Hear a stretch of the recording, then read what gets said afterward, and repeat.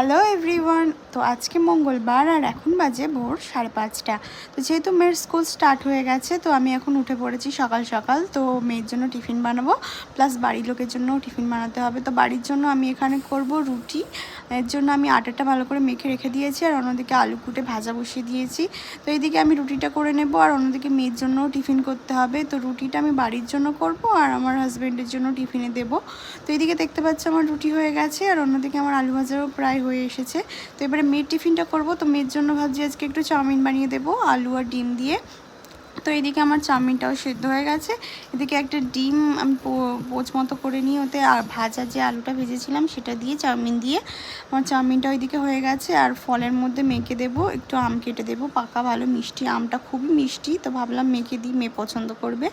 তো মেয়েকে দেবো, তার সঙ্গে ভাবলাম হাজব্যান্ডকেও একটা দেবো, ওই জন্য দুটো আম কেটে নিয়েছি। তো একটা মেয়েকে দিয়ে দিয়েছি আর একটা এখানে আমার হাজব্যান্ডকে দিয়ে দেবো। তো এই হাজব্যান্ডের জন্য এখানে রুটি আর আলু ভাজারও টিফিনে দিয়ে দেবো, রুটি আলু ভাজা আর সঙ্গে আম। তো এইদিকে আমার টিফিন তো রেডি। এবারে চলো মেয়েকে ডেকে মেয়েকে রেডি করে বেরিয়ে পড়বো স্কুলের জন্য। তো তো যেহেতু মেয়েকে খাইয়ে রেডি করতে করতে আমার খাওয়ার সময় হয়নি, তো এখানে এসে আমরা ফ্রেন্ডসরা মিলে একটু টেস্ট অ্যান্ড বাইটে গিয়েছিলাম, একটু চিকেন প্যাটিস খেয়েছি আর লুচি।